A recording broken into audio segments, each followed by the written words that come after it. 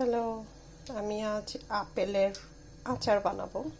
চাটনি আচার যেটাই বলি, অনেক সুন্দর করে আচারটা বানাবো। বাসায় আমি করি।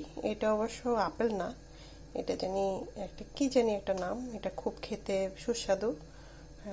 এটাই দেশি একটা ফল। তো এগুলোর আচার বানাবো আমি খুব সুন্দর করে। দেখেন, খুব ভালো লাগবে আশা করি। এই যে আমি আপেলের আচারটা করার জন্য এখানে নিয়েছি দারচিনি আর একটা তেজপাতা, আর এখানে সামান্য একটু পাঁচফোড়নকে আমি একটু থেতলে নিয়েছি, আর একটা এলাচ। আর এইখানে কয়টা দিব শুকনো মরিচ, শুকনো মরিচ দিব এটার সাথে। এই যে প্যাকেটের জলপাই, একটু জলপাই, তারপরে একটু হচ্ছে আম, এইটা আমি মিক্স করে এই আপেলের আচারটা বানাবো। আপনারা দেখতে থাকুন কিভাবে আমি আচারটা স্টেপ বাই স্টেপ বানাই।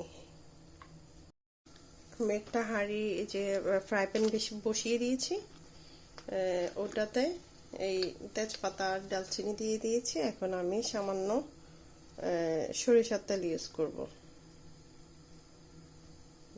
বেশি পরিমাণে না, হালকা একটু সরিষার তেল ইউজ করলাম। একদম ডুবা তেলে করতে হবে এমন কোনো কথা নেই। তারপর আমি এই যে তেলটা একটু গরম হলে আমি এখানে পাঁচফোড়নগুলো দিয়ে দিব সামান্য একটু স্মেল হওয়ার জন্য। আমি অতিরিক্ত কোনো মশলা এখানে ইউজ করব না, যেহেতু এটা আমরা ঘরেই খাবো, অত বেশি দিন রাখবো না। এই যে তেলটা একটু গরম হয়ে এসছে, আমি পাঁচফোড়নটা দিয়ে দিলাম।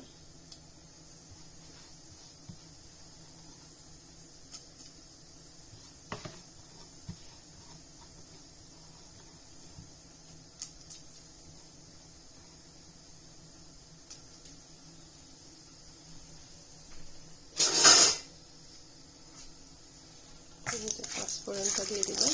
আমার কাছে গোটা রসুন ছিল না, তো আমি এখানে আদা রসুনের পেস্ট ইউজ করব এটাতে, হালকা পরিমাণে, তাও মানে বেশি বেশি পরিমাণে দিব না, হালকা একটু আদা রসুনের পেস্ট ইউজ করব আমি। এই যে আমার বাটা থেকে আমি একটু পেস্ট ইউজ করব এখানে, আদা রসুন দিব। তারপরে গিয়ে আমি এটাতে আস্তে আস্তে করে সবকিছু অ্যাড করব। আদা রসুনের পেস্ট দিয়েছি আমি 1 চামচ, আর এটার সাথে তেলটা একটু হয়ে গেছিল, তাই আমি আপেলটা ঢেলে দিলাম। আপেলটা পুরোটাই দিয়ে দিচ্ছি এখানে, কারণ এগুলো একটু নরম হতে সময় লাগবে, তাই আমি আপেলটা আগে দিলাম। আর যেগুলো একদম আমার কাছে ফ্রোজেন আছে, এগুলো আমি একটার পর একটা স্টেপ বাই স্টেপ দিব।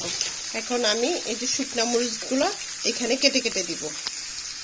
তখন ঢেকে দিয়েছিলাম, এতক্ষণ একটু ঢাকনা দিয়ে এটা একটু হালকা একটু সিদ্ধ হওয়ার জন্য দিয়েছিলাম। এটা এখনো হয়নি, এটা আমি আবার কিছুক্ষণ ঢাকনা দিয়ে দিব, যতক্ষণ পর্যন্ত না এই আপেলটা নরম হয়ে না আসে, এতক্ষণ পর্যন্ত আমি এটাকে একটু সিদ্ধ করব। এই যে ঢাকনা দিয়ে দিলাম। আমি এখানে এই যে ফ্রোজেন আম দিয়ে দিছি, আর আমার কাছে কিছু অলিভের আচার ছিল, এটাও আমি এটার সাথে মিক্স করে নিয়েছি। তারপরে দিব হচ্ছে কিছুটা জলপাই, বেশি পরিমাণে দিব না, 3-4টা দিব, কারণ বেশি টক হয়ে যাবে, তাই আমি 4টা দিলাম। এটা আমি একটু মিক্স করে একটা আচার করব, যাতে খেতে ভালো লাগে। আসলে এভাবে করেই করব। ওটা এভাবে একটু ফ্রোজেনটা সিদ্ধ হতে একটু টাইম লাগবে, তো আমি এটাকে আস্তে করে করে নেড়ে নিচ্ছি। নেড়ে নিয়ে এটাকে এখানে চিনি অ্যাড করব, গুড় অ্যাড করব, তারপরে গিয়ে আমি একটা লাস্ট ফিনিশিং আপনাদের দেখাবো। এই যে আমি এখানে আবার এটাকে ঢাকনা দিয়ে এতক্ষণ একটু নরম হওয়ার জন্য রেখে দিয়েছিলাম। এই যে আমি এখানে আবার দিলাম হচ্ছে হলুদ, মরিচের গুঁড়া, ধনিয়া হালকা একটু দিয়ে এটাকে আমি মিক্স করে নেব। এইভাবে মিক্স করতে করতে এটা একদম মানে আপেলগুলো একদম ভেঙে গলে যাবে, তখন গিয়ে আমি এখানে চিনি অ্যাড করব। এই যে আমি এভাবে ঢেকে দিয়েছিলাম, এটা দেখেন এই অবস্থা। এটা আমি নেড়ে একটু ভেঙে দিয়েছি। তারপরে আমি এখানে 3 টেবিল স্পুন চিনি ইউজ করেছি।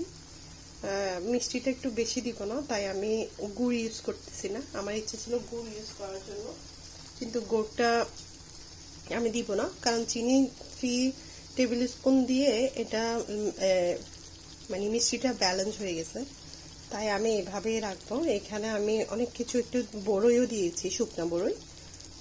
এখানে অলিভ, আপেল, তারপরে হচ্ছে আম, এগুলা দিয়ে আমি আচারটাকে এটা আর একটু টান টান করব, করে আমি এটা একটু ভিনেগার ইউজ করব হালকা 1 চামচ। তারপরে আমি এটা ফ্রিজে রেখে দিব বা কোনো একটা জারে, কাচের জারে রেখে এটা অনেক দিন ভাতের সাথে, খিচুড়ির সাথে, এমনি বসে যে কোনো কিছুর সাথে খাওয়া যাবে। অনেক সুন্দর এটার লুক চলে এসছে, দেখেন। এটা এইভাবে আরেকটু করলে কিছুক্ষণ এটা অনেক সুন্দর একটা আচার হবে। এইভাবে করে দেখবেন। আমিও ওইভাবে গোছাই ভিডিও করতে পারি না, তো আমার ভিডিওগুলো নতুন, আপনারা দেখবেন আশা করি। এইভাবে একটু করে খাবেন, ভালো লাগবে আশা করি। আর কন্টিনিউ ভিডিও করা হচ্ছে না, আমি যতটুকু পারি টুকটাক ভিডিও করি। ইউকেতে তো বুঝেন, মানে একাকী থাকা অনেক ডিফিকাল্ট। মনে করেন ঘরের কাজ, বাইরে কাজ, এই সব মিলিয়ে আসলে সময় দেওয়া, ভিডিও করা তেমন একটা হয় না। এটা আমি আমার বিনোদনের জন্য আমি টুকটাক করি।